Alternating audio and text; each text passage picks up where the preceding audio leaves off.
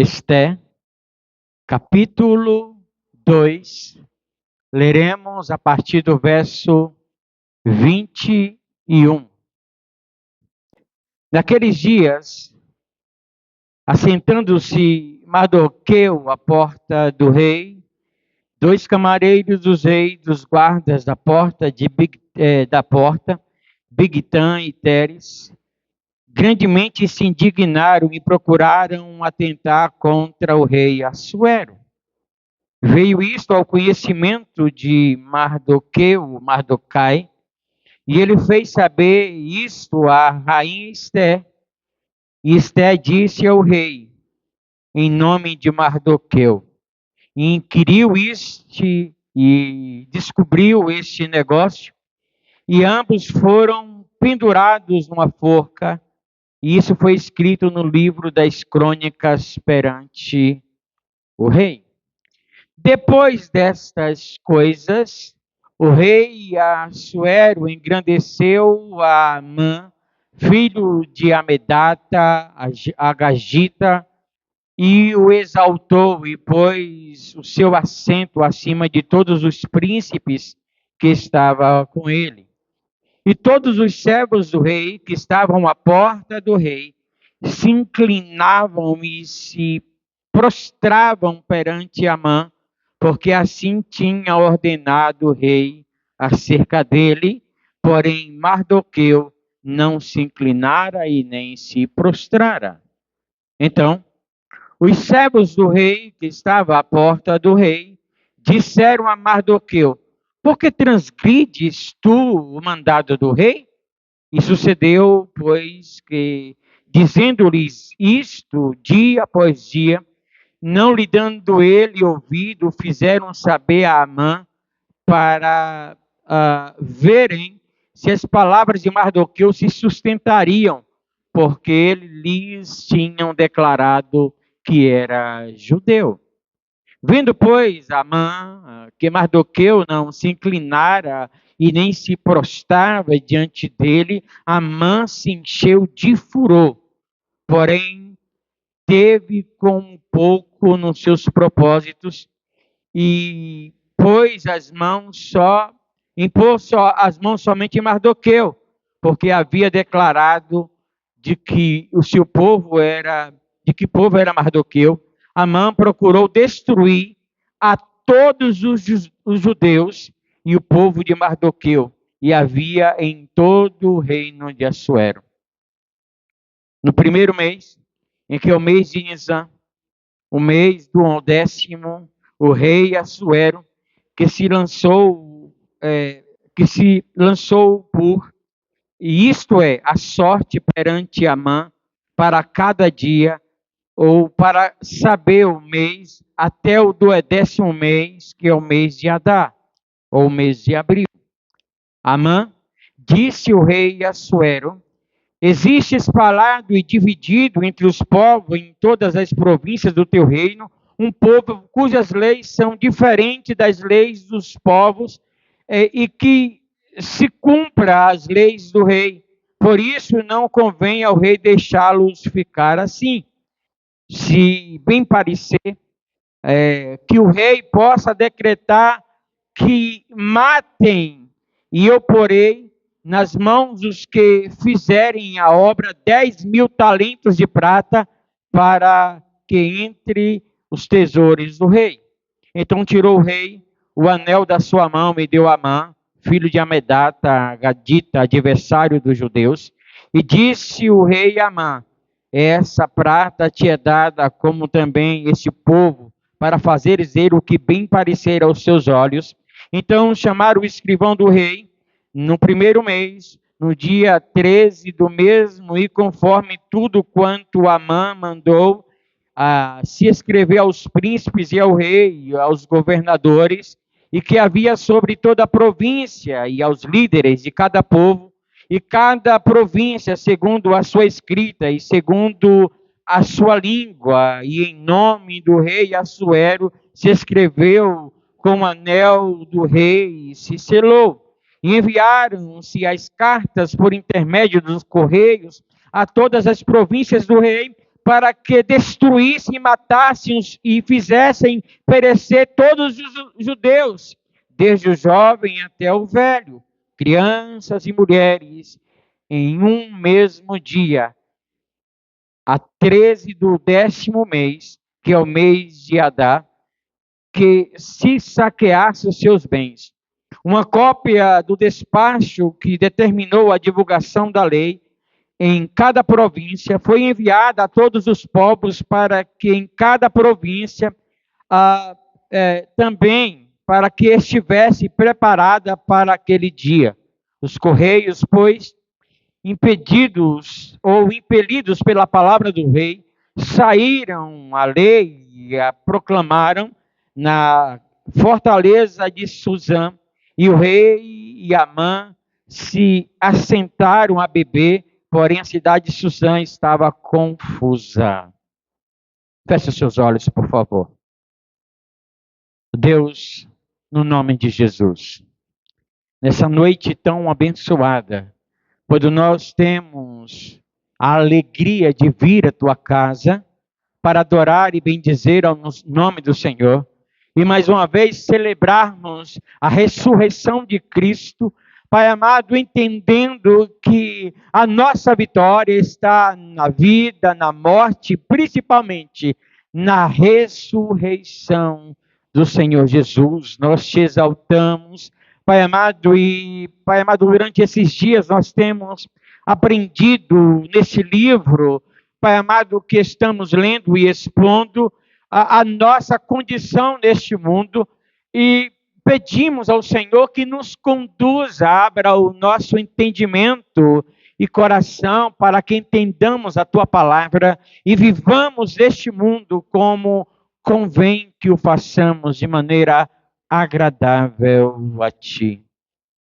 Deus, confronta-nos com tua palavra mais uma vez, edifica-nos, manifesta do teu poder e da tua glória, é o que nós oramos agradecidos no nome de Jesus. Amém. Glória a Deus.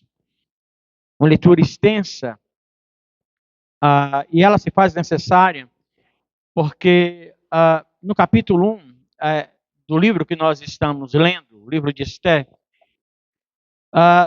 nós vimos ali uma visão panorâmica de todo o enredo que acontece nesse livro, mas também podemos falar da nossa condição do mundo, no capítulo 1.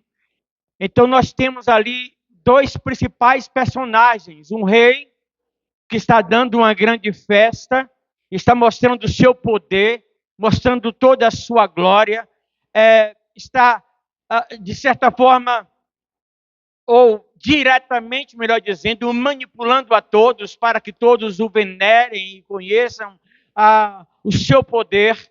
E nós temos também um outro personagem importante do capítulo 1, que é uma rainha que não atende o desejo daquele rei, daquele marido, e que é deposta, que é tirada, que perde o seu cargo, a sua posição de rainha, em decorrência daquela negativa ao seu marido. Nós temos a instituição de uma lei da deposição dessa mulher, e no capítulo 2 nós conhecemos então principalmente dois personagens importantes também, que é Mardoqueu e também a Esther. E quando a gente já tem falado mais sobre isso, mas deixa-me pensar um pouco mais com vocês, se vocês olharem para este livro, não como conto de fadas, né, que toda moça deseja, né, sair do anonimato, participar de um concurso de beleza e ser, então, possa, não como a Miss,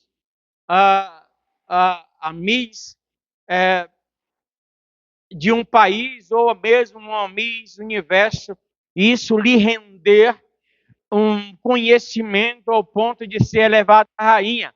Nós temos ali, na verdade, um contexto horrível, porque quando a rainha nega estar com o rei, e então se escreve aquele êdito. O rei está sob o domínio do álcool, de ira, e ele toma decisões precipitadas. E se vocês olharem o início do capítulo 2, diz que depois desses dias, o rei se lembrou da decisão com relação à rainha Vasti, e então os seus súditos, os seus servos, os seus líderes, os seus sábios, então trataram de ir em todas as províncias, pegar moças virgens, que era que seriam trazidas, e a gente precisa considerar uma coisa cruel, carnal do sistema deste mundo. Nós temos aqui moças que são tiradas das suas casas, e a grande maioria dessas não tinha como escolher se queria ir ou não. Elas são sequestradas. Elas são tiradas das suas famílias, e elas não tinham direito de dizer, não, eu não quero ir. E a gente começa, então, a pensar, conjecturar, na verdade, que talvez aquelas que não quisessem ir quando saiu esse êxito, quando saiu esse documento, talvez algumas se esconderam, porque a única maneira de se livrar, de ser levada, ser tirada da sua família e ser levada para ali, era a única maneira de não ir ali, de não ser convocada e tirada da sua família, era ser feia. Porque se fosse bonita, seriam levadas, gostando ou não, querendo ou não. A gente tem um sequestro de moças menores.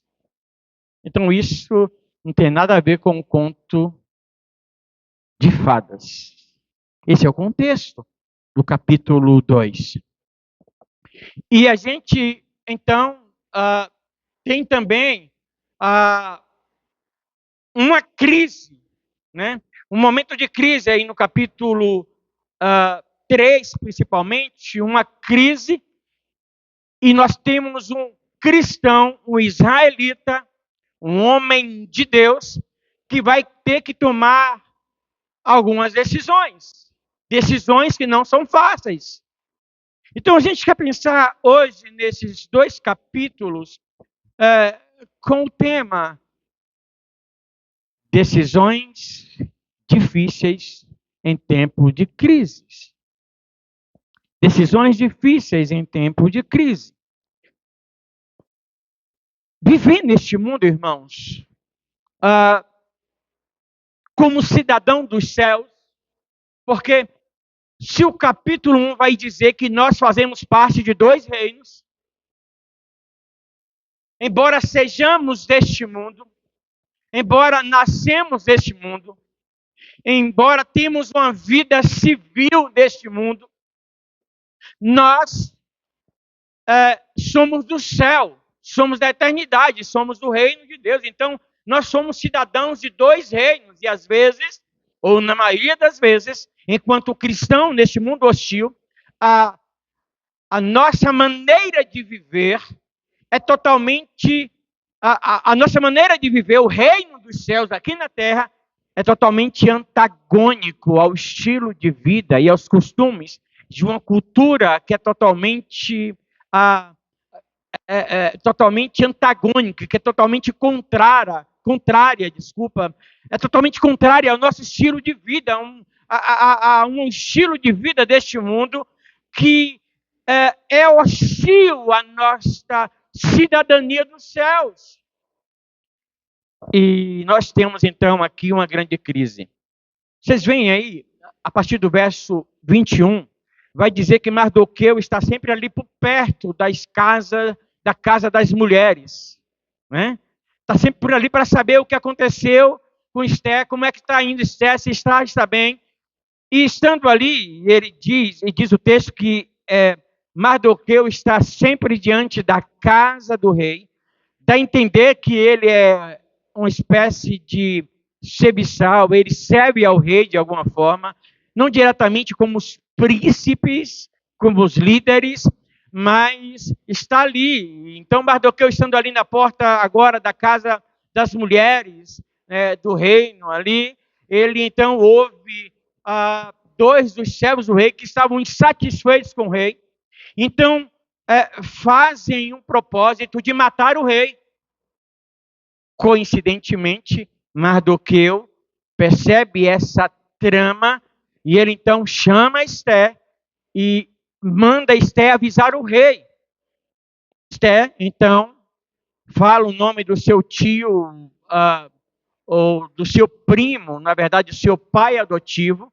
Fala assim: olha, eu ouvi de Mardoqueu que dois dos seus servos, e fala o nome dos servos, indignados, com raiva, queixosos, insatisfeitos com o senhor rei, estão tramando matar, intentar contra a vida do senhor rei.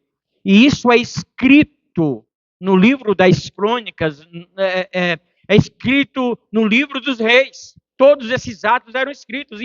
Investiga-se, então descobre que aquilo que Mardoqueu avisa era verdade, e aqueles dois servos são enforcados. E aí o capítulo 3 começa da seguinte maneira: que o rei, depois dessas coisas, depois dessa tramóia, que o rei descobre que foi avisada por Mardoqueu, o rei resolve exaltar um dos seus príncipes, que é Amã, não é? E o coloca acima, a sua cadeira acima de todos os príncipes, estando só abaixo do rei. E a gente quer pensar um pouco sobre isso. Viver neste mundo, irmãos, como cidadão do céu, muitas vezes desemboca, implica em tomarmos decisões difíceis. E para a gente entender um pouco mais sobre isso, a gente precisa saber quem é Amã, né? Porque esse Amã é exaltado, e aí nós temos uma ordem do rei para que quando Amã passasse, cada vez que ele passasse, todo mundo em sinal de respeito e em sinal de reconhecimento da autoridade de Amã, é colocado acima de todos os príncipes. Todo mundo, quando Amã passasse, todo mundo deveria cumprimentá-lo, se inclinando. Como que, vamos pensar para a gente entender isso, como é no meio militar. Quando alguém que tem uma patente maior, os que estão na patente menor faz o quê? Continência. Isso é o reconhecimento que aquele cidadão que tem uma patente maior, ele tem autoridade sobre mim. E isto é o reconhecimento da autoridade dele, mas também um ato de respeito por aquela autoridade. E todo mundo faz isso, exceto Mardoqueu. Ele se recusa. E os outros servos que estavam diante também, os seus companheiros que estavam diante da porta do rei, falaram: por que você não está assim? Observaram isso. E por que você não se inclina? E o que é que Amã disse? Não, eu não vou me inclinar diante dele. Digo, o que Mardoqueu diz: não vou me inclinar diante dele. Como que dizendo, eu não reconheço a autoridade dele. E aí o texto vai nos informar que esse camarada, ele é filho de Amedata, né? Ele descende de Agag. Ele é uma malequita. E os amalequitas eram inimigos cruéis de Israel, que massacraram tremendamente Israel, por causa de uma posição de Saul, quando Deus disse que deveria matar todos os filhos, inclusive o rei dos amalequitas, né?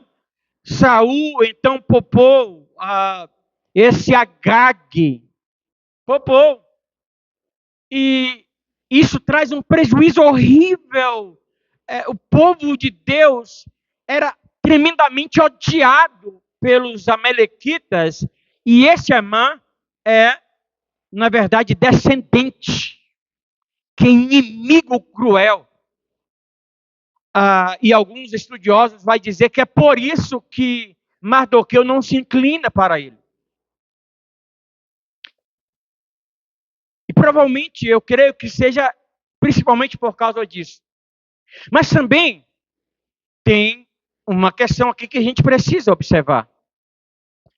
Se vocês observarem, como eu disse aqui, o final do capítulo 2 está trazendo narrativa de Amã, que percebe que dois dos servos do rei querem matar o rei, e Amã, então, denuncia isso ao rei, livra o rei de morte, né? Isso mais tarde vai ser usado.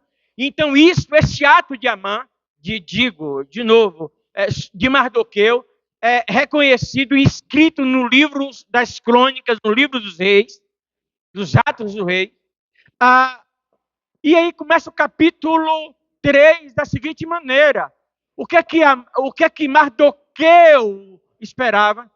Que ao invés de ser Amã a ser exaltado, o ato heróico foi de Mardoqueu. Então, no coração de Mardoqueu, o que o rei deveria fazer era exaltá-lo, ao invés de exaltar vaidade. A motivação dele não era somente o fato dele saber que Amã era o inimigo do rei. E aqui, alguns vão falar erradamente de que Mardoqueu não se inclina porque o israelita não aceita adorar, mas o ato de se inclinar não era para adoração, era um ato de respeito e reconhecimento daquela autoridade. E ele estava ressentido também, no coração de Mardoqueu, o ressentimento de o rei, ao invés de reconhecer o seu ato, reconhece o inimigo direto de Israel. E ele toma uma decisão. E neste mundo, irmãos, hostil, neste mundo em que nós somos cidadãos dos céus, e esse capítulo 2 e capítulo 3 vai falar não somente que nós somos cidadãos com dupla cidadania, nós somos cidadãos da terra, somos cidadãos deste mundo, mas nós não pertencemos a este mundo, porque nós somos principalmente cidadãos dos céus. Mas o capítulo 2 e 3 vai falar como deve ser o nosso comportamento neste mundo hostil, enquanto nós estamos aqui. E às vezes nós precisamos tomar decisões difíceis. E neste mundo que é criado por Deus, onde o pecado se faz presente tanto fora, mas também dentro de nós, às vezes nem sempre é fácil tomar decisões. Às vezes nem sempre tomar decisões são fáceis e simples como nós desejamos. Porque é muito fácil tomar uma decisão, irmãos. Enquanto cristãos verdadeiros, a gente sabe, por exemplo, a gente não precisa nem orar para querer saber, a gente não precisa nem ler Bíblia para descobrir e tomar uma decisão, por exemplo. Nós sabemos que para resolver os nossos problemas sexuais, nós já temos a resposta que a solução não é o adultério, por exemplo. A gente sabe que, embora talvez tenhamos algumas dificuldades na nossa vida sexual, no nosso casamento, o adultério não é uma solução. Não é fácil eu decidir isso, se eu sou um crente verdadeiro. Eu sei que o adultério não é uma solução. É fácil decidir isso. Adulterar ou não adulterar? Deixa eu ver se é da vontade de Deus ou não. Meu Deus, que decisão difícil. A gente sabe que é muito fácil decidir que adulterar. A gente sabe que, né? Por exemplo, a gente sabe que diante dos problemas financeiros, por exemplo, o nosso país vive uma situação difícil, principalmente para quem empreende, né? E às vezes a coisa está apertada, mas na hora de tomar uma decisão, é muito fácil, enquanto cristãos, a gente sabe claramente que para resolver os nossos problemas financeiros, a corrupção não é uma solução. É fácil ou não fácil? É fácil ou não é fácil decidir isso? Sim ou não? Enquanto cristãos verdadeiros. A gente sabe que, embora passemos por dificuldades, a corrupção, de forma alguma, é uma opção. É fácil decidir isso. Mas, às vezes, irmãos, volto a dizer, neste mundo criado por Deus, mas que tem influência do pecado, que está fora, mas também está dentro de nós, nós temos a decisão, ou nós temos a sucessão a pecar, né? O nosso pecado está sempre diante de nós. Nem sempre é fácil tomar decisões. Nem sempre é fácil tomar decisões. Por exemplo, como é difícil tomar uma decisão do tipo, né? Em sendo um único cristão da minha família, né? Nas festas de família, não é fácil tomar uma decisão de não participar daquela festa que eu não concordo muito com ela, sendo o último cristão, e que a Bíblia necessariamente não fala nada sobre isso, e que eu não tenho uma direção clara, entendeu? Certas festas que são comemoradas em família, e eu sou o único cristão daquela família. E agora, participar ou não participar? Estar ou não estar nesta? Às vezes não é fácil tomar uma decisão como essa. Sim ou não? Não é fácil, por exemplo, não é fácil, por exemplo, como cristão, que a gente não tem uma diretriz tão clara em uma eleição no Brasil, por exemplo, a última eleição, aquela polarização, né? Quem vota em Lula é do diabo e quem vota em Bolsonaro é de Deus. E a gente sabe que não é tão fácil, não é tão simples assim, né? É claro que quando a gente olha, quando a gente percebe a estrutura política, né? Os princípios cristãos, a gente talvez possa dizer, não combina muito com um cristão, né? É eu negar o meu nome de cristão se eu votar nesse candidato que necessariamente é contra esses princípios. Talvez isso facilite um pouco a nossa decisão. Mas o votar nesse ou naquele candidato, a gente não tem uma clara revelação de Deus nas Escrituras. Temos ou não? Não me faz cristão, igual alguém dizia também, se você é cristão, você não pode votar em Bolsonaro. Já passaram por isso? Eu vi em uma igreja irmãos dentro da própria família brigarem por causa dessa divisão. Então percebe que tem decisões que não é tão fácil assim, a gente não tem uma coisa clara, uma coisa nítida, como eu citei nos 2 exemplos anteriores. Às vezes tomar decisões não é fácil. As circunstâncias internas e externas que nós vivemos fazem a vontade de Deus um desafio na nossa vida. Por que eu estou falando isso?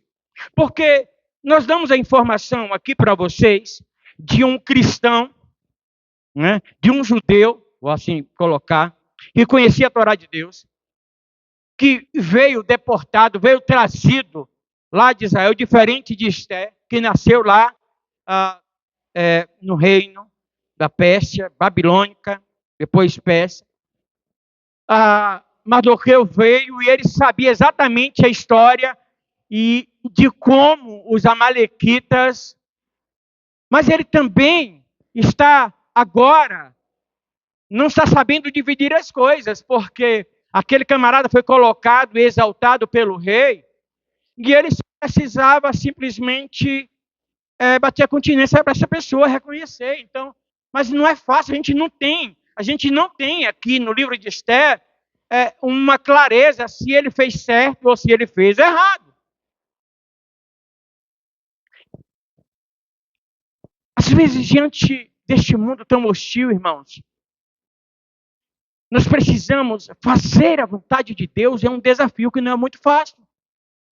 Então, nós estamos vivendo, e é bom que a gente entenda isso, porque nós estamos neste mundo, e a gente precisa entender que veremos e seremos desafiados, e algumas decisões vai precisar de coragem, determinação e uma sensibilidade com relação à vontade de Deus e colocar na balança, porque nós iremos ver também aqui nesse texto algumas coisas mais à frente aqui, que as decisões não são tão fáceis assim. Decisões difíceis são inevitáveis neste mundo que nós vivemos. Mas também as consequências virão dependendo das nossas decisões.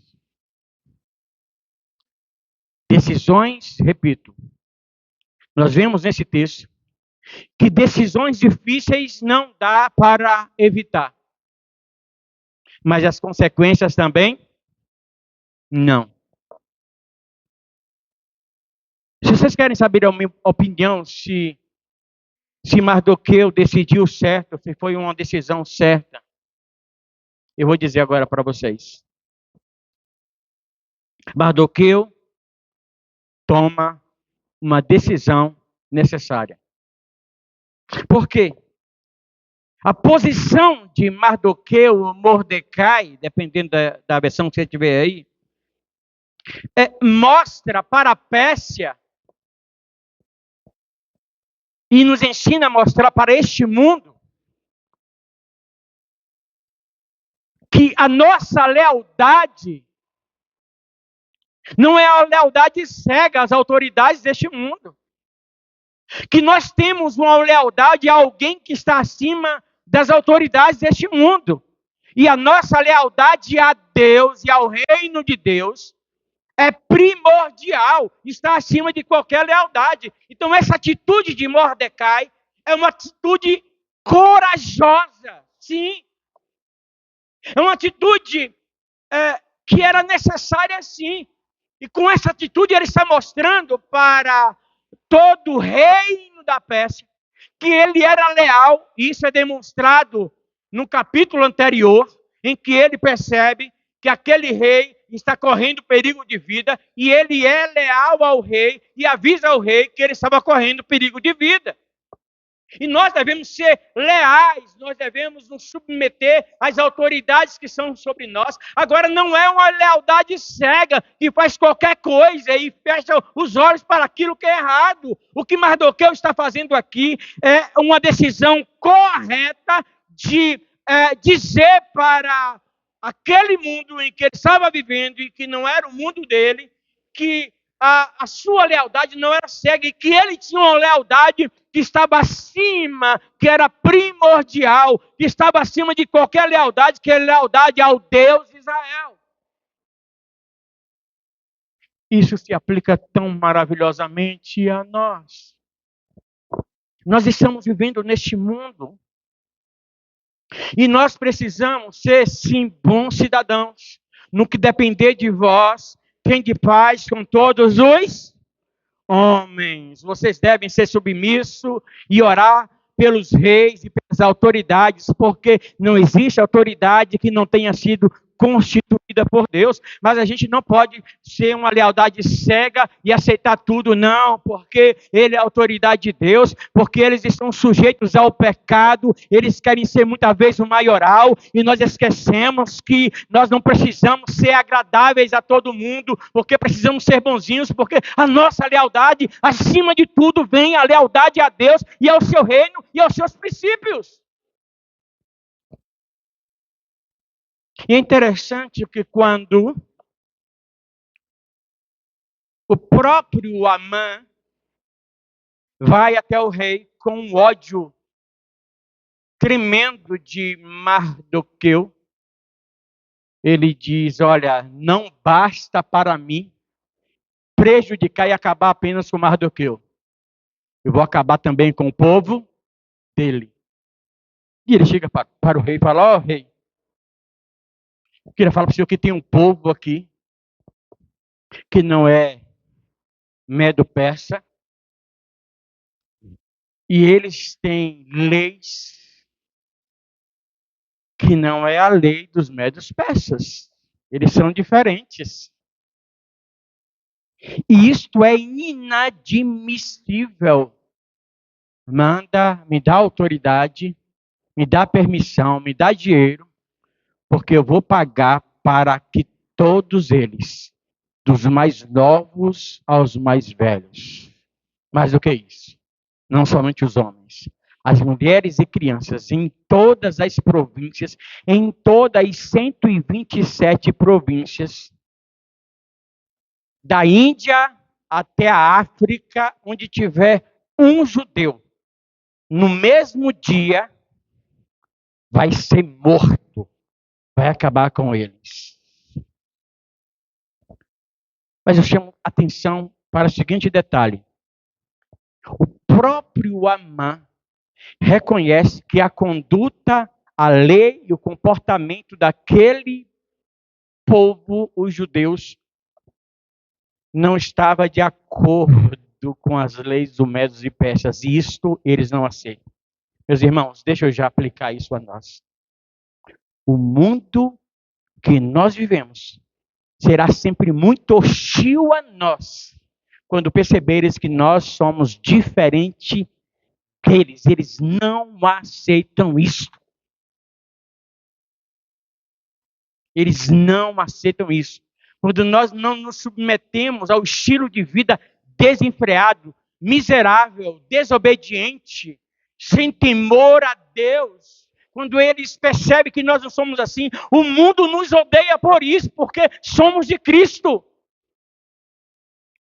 E nós não podemos achar de jeito nenhum, ter a fantasia de jeito nenhum, que nós iremos ser vistos como agradáveis a este mundo, se nós mantivermos fiéis a Deus, leais a Deus e aos seus princípios, e ao reino do qual nós somos filhos. Nós devemos estar preparados também para as hostilidades, e tomar decisões difíceis. Esse texto nos ensina isso. Não somente que nós fazemos parte de dois reinos, não somente da nossa situação neste mundo, mas também nós devemos saber como nos conduzir neste mundo, sem nos corromper e sem nos entregar. A gente estava conversando, nós ali, acho que foi ontem à noite, ou foi na sexta-feira à noite, e aí, irmão, ele estava falando sobre essa questão de como tem crescido o homossexualismo, e Aparecido fez uma pergunta, e a tendência, irmãos, é que esta pressão não está, já saiu lá do Congresso, está agora dentro da igreja. Uma permissividade, né? É falta de amor, é discriminação, a gente não aceitar que duas pessoas do mesmo sexo tenham um relacionamento, porque todo amor vale a pena. E muitos crentes estão entrando nessa onda. E nós seremos odiados quando nós mostrarmos que nós somos diferentes e que nós não batemos continência para esse tipo de decisão e de atitude.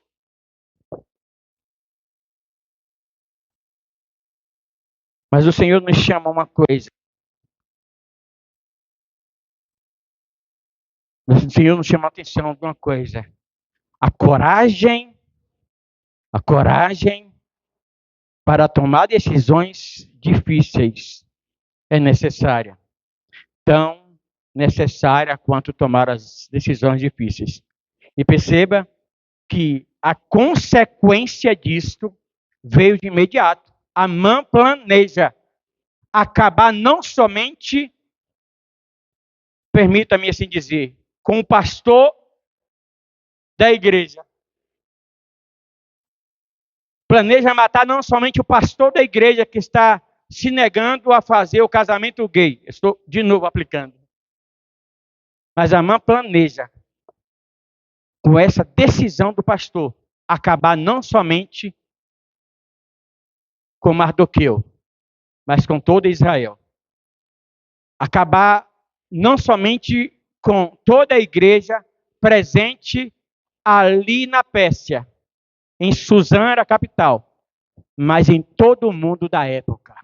Seria morto, banido, destruído. As consequências, a gente tem falado bastante sobre isso, principalmente aqui na igreja. Quando a gente decide agradar a Deus, quando decide servir a Deus com verdade, com sinceridade, quando a gente decide adorar a Deus, nos comprometer uns com os outros, nos comprometer com Deus enquanto igreja, nós devemos também estar preparados para as retaliações, porque elas virão. Mas coragem, porque o teu reino não é deste mundo. Tenha coragem, o Senhor quem te sustenta.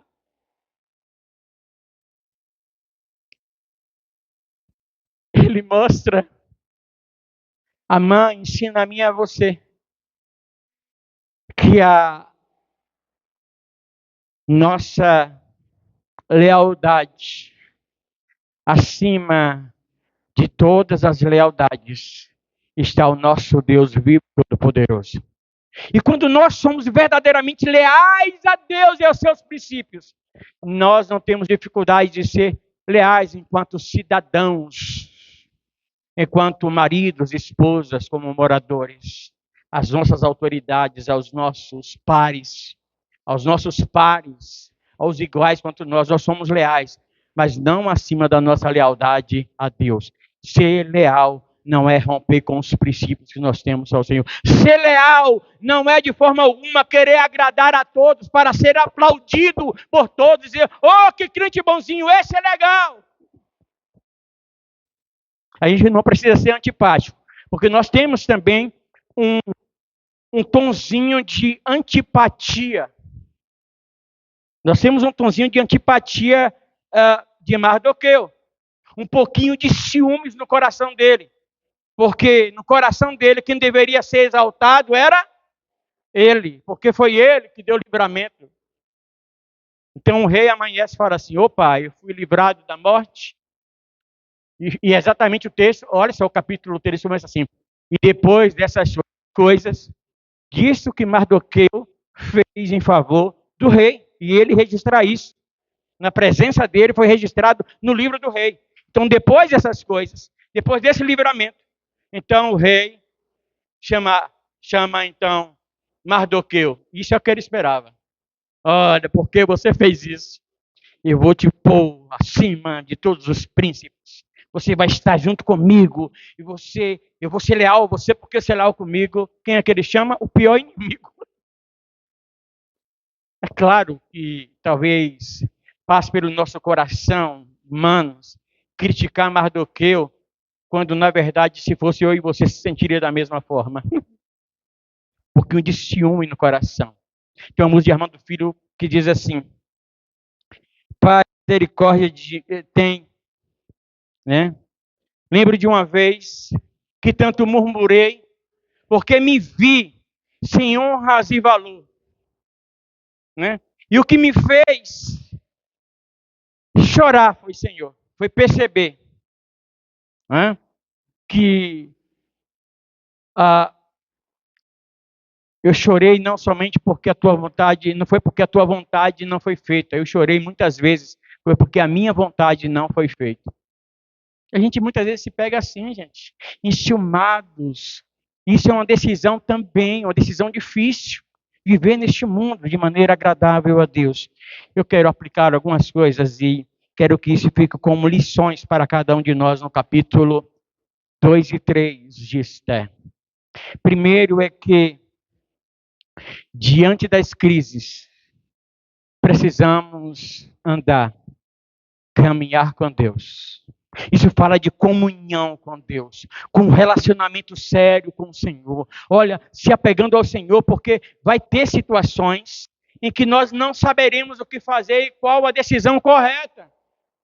Somente com muito apego ao Senhor, somente com muita comunhão com Deus, somente com um relacionamento profundo com Deus, é que nós teremos discernimento de espírito para saber o que vai fazer. E mais do que isso, o fato da gente saber o que fazer não facilita a nossa decisão. É difícil do mesmo jeito. Mas em essa comunhão com Deus, diante das decisões difíceis neste mundo hostil, diante das crises, nós receberemos encorajamento do Espírito Santo e nós seremos fortalecidos com Ele. E nós então iremos perceber que a mão do Senhor irá nos conduzir e fazer com que todas as coisas cooperem para o bem dos que amam a Deus. E é exatamente isso que nós vamos ver mais à frente. Esse fato que Mardoqueu fez foi registrado no livro do rei. Isto é usado mais à frente para então fazer aquela punição, aquela ira, aquela ação de Amã cair por terra. E ele é quem cai na sua própria forca e armadilha. Então vale a pena, irmãos, diante das crises, diante das decisões difíceis, a gente precisa se apegar a Deus. E se apegar não é somente... E às vezes só lembra de orar quando a coisa aperta, quando a gente não sabe o que fazer. O que nós precisamos é ter um relacionamento sério com Deus. Não querer Deus hoje e amanhã já não quer tanto. Não ter uma vida de oração hoje e amanhã deixa a vida me levar, a vida leva eu, como diz o cantor. Né? Relacionamento com Deus. Cada vez mais conhecer a Deus, andar com Deus. Se relacionar com Deus, amar a Deus acima de todas as coisas. É colocar a sua vida diante do Senhor, pedir a direção de Deus, pedir discernimento de Deus, para que você saiba qual é a vontade de Deus para a sua vida, e para que Deus te encoraje a mim, encoraje a você a sempre andar indubitavelmente na sua presença, agradando a Ele em todas as coisas. Quando isso acontece, nós temos sempre decisões corretas. As pessoas não nos compreendem. As pessoas não conseguem ler, não conseguem nos discernir. Os homens espirituais, quem não é espiritual, não entende nada. Mas aquele que é espiritual, aquele que se relaciona com Deus, discerne bem todas as coisas. Precisamos também... Esse texto me ensina que diante das crises e das decisões difíceis, eu preciso ser humilde. Eu preciso ser humilde. E isso está, de novo, relacionado ao meu relacionamento com Deus. Perdoa-me a redundância. A minha humildade está totalmente ligada, entrelaçada a minha dependência e o meu relacionamento com Deus. Eu preciso entender e evitar juízo sobre aqueles que não pensam igual a mim. A gente olha, hoje está cada vez mais na moda, a gente vê, somente as redes sociais têm sido usadas de uma maneira terrível hoje. Então, cristãos estão se degladiando porque discorda de algum ponto, e ao invés de cada um crescer e conhecer o ponto do outro, na verdade está julgando o outro e dizendo que o outro não é suficientemente espiritual porque não pensa igual a mim. Não, aquele que crê na predestinação, aquele que é calvinista, na verdade se acha mais espiritual de quem é arminiano, e ao invés de sentarem e de conversarem e de crescerem, cada um conhecendo o ponto do outro, totalmente julgam, tomam juízo sobre outro porque não concorda com o outro. Irmãos, haverá sempre o contraditório.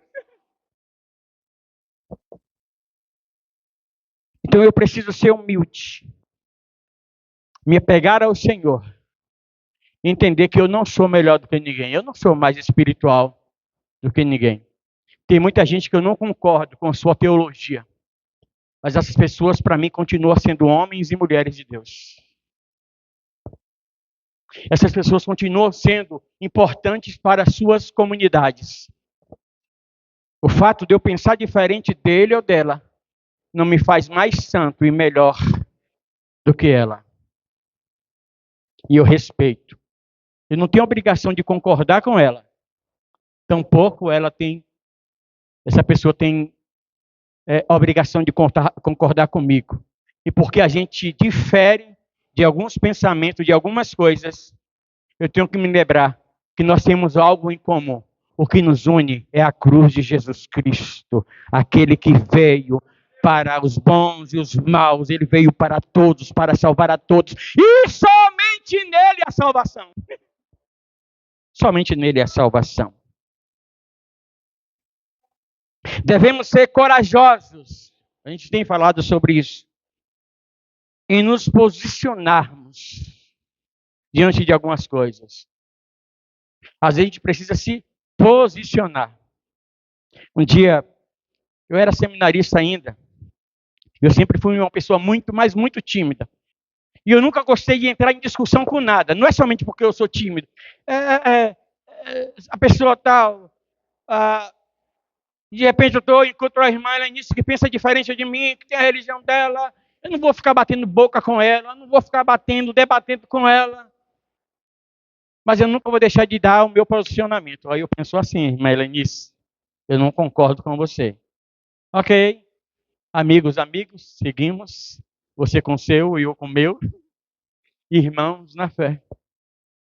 Um dia eu estava no ponto de ônibus, eu estava bem de frente à catedral, em Anápolis, e estava ali um grupo de idosos que tinham acabado de sair da missa, estacionando o ônibus para pegar. E eu estava pegando o ônibus para voltar para o seminário. Eu estava ali no centro da cidade. Tinha vindo de uma igreja ali. E aí eu sentado no banco e eles então, aí chegou um deles, eu levantei, fiquei de pé, e aqueles senhores começaram, que a Virgem Maria, Nossa Senhora, não sei das quantas, que não sei o quê, Sagrado Coração de Jesus, que não sei o quê. Agora fica esses crentes é tudo miserável, desgraçado, ruim. Esses crentes deviam desaparecer da terra. Aí eu assim para mim, falou bem assim, esses crentes não prestam, não é, meu jovem? Crente não vale nada, não é, meu jovem? E agora? Eu concordo ou não concordo?